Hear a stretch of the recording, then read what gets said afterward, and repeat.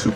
Hello there everyone, welcome back to another video. Now today's video is going to be just a little bit different. It's still of course all about Star Wars, but this has to do with the Star Wars video game side of things. And I will say I am a little bit late on this news, and the reason why I didn't cover it when it first came out is because I honestly wasn't too sure if I really wanted to or not. For those who have been subscribed to my channel for many years, you will know that I originally started YouTube as a Battlefront 2 content creator, and so for those who have stuck around, thank you very much. Hopefully this is a bit of a nostalgic video, but in all honesty, it is probably going to be more of a rant with a lot of logic behind this, and that is one of my main issues with this entire story, is the lack of logic. So what even happened? Battlefront 3 was indeed pitched from DICE to EA, but got shot down almost immediately. What?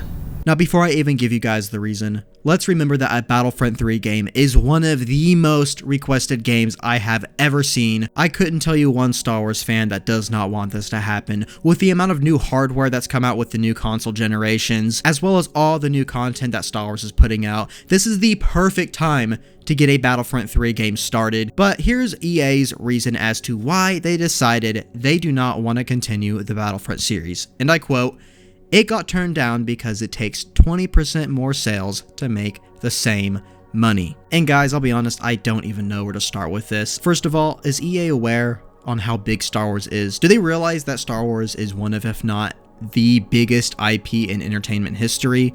Do they realize how big the movies are, how big the franchise and the fans are? I mean, I certainly would hope so, because they signed an exclusive license with Disney to create Star Wars games. And in that contract, they very well knew that 20% of that money does go back to Disney and Lucasfilm. That's how licensing works. That makes complete sense.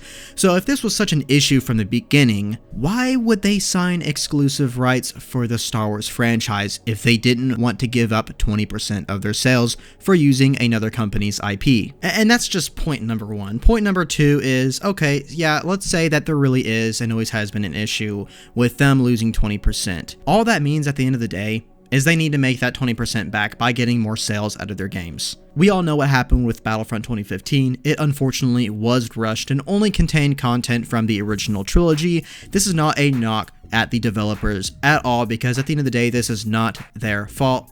And over some time, the game did get a little bit better, but finally, they did announce a Battlefront 2, which the big reveal was that it was going to be having content that spans all the way across the three trilogies in the Skywalker saga.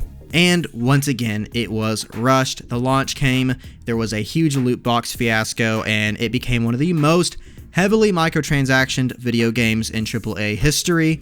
And because of this, the game lost a ton of pre-order sales as well as just sales in general. It did not do nearly as well as EA, of course, hoped it would be. And that was simply because EA thought it would be okay if they made the entire game pay to win. It was a huge mistake, and Star Wars fans, of course, fought back with that, resulting in a huge loss of money. But then if you look 2 years later, look at how many fans came back to the game, and that is simply because the hardworking DICE developers made this an amazing game. They put the content that fans had asked for, they put in things that made the game so much better, and the whole point of this point is this game is literal proof that if you just make a good, solid Star Wars game, it would make a lot of money. My other example for this would be Jedi Fallen Order. As we all know, just a few years ago, EA did shut down an entire Star Wars single-player game because they said that the fans don't like story mode games. I'm not even going to get into how absurd that statement was, because we all know that us Star Wars fans, we love stories. That is the main aspect of why we love Star Wars, is for the story. So why would that be any different for video games? But as for multiplayer stuff, yeah, we love that too. Look at the classic Battlefront games. Look at the new Battlefront 2015 game, and look at Battlefront 2. Despite those having many failures in them, the Star Wars fans still stuck around with them. And so can you just imagine the amount of money it would make if they let DICE or whoever take the time, about 3 to 4 years or something, to make a Battlefront 3. Obviously, yes, that would cost a lot of money, but very easily, I don't care what they say about the 20%, very easily they could make that money back very quickly, not just with the launch, but also with future microtransactions. I mean, look at how many skins and costumes and whatever are in the Star Wars universe. They could easily make these cost, say, either 50 cents or $1 for each skin. Of course, you can still unlock them with credits, but if you want to go ahead and pay, you can do that. Just imagine how much money they would make for that. Also, they could have things like a battle pass system for future DLCs, or my preference would be just to make the DLCs completely free, while the skins for the new heroes and stuff is locked behind a paywall for about a month or so. It just blows my mind how EA does not see that. But in all honesty, there is a huge chance that that quote is simply an excuse, nothing more, nothing less, because I wonder if Disney and Lucasfilm are refusing to allow them to make any more multiplayer games. I mean, clearly EA just doesn't seem like they can handle it. They don't let DICE do what they need to do. They've pushed their little fingers in and try and mess with it way too much, and it causes all sorts of problems.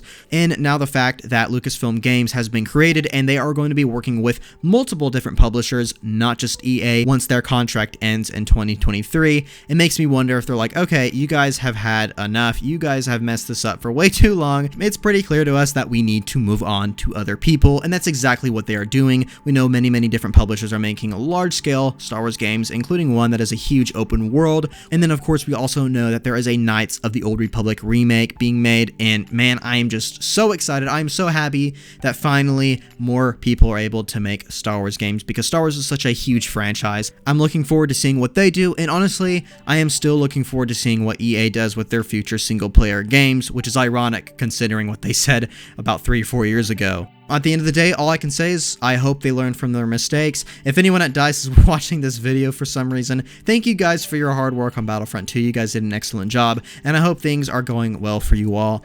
But with that said, that's pretty much going to do it for today's video. I hope you all enjoyed. If you did, please be sure and leave a like on it, as it really does help out the channel a lot. And if you are new, why don't you go ahead and subscribe for more Star Wars news, theories, essays, and more, and I'll hopefully see you in the next one.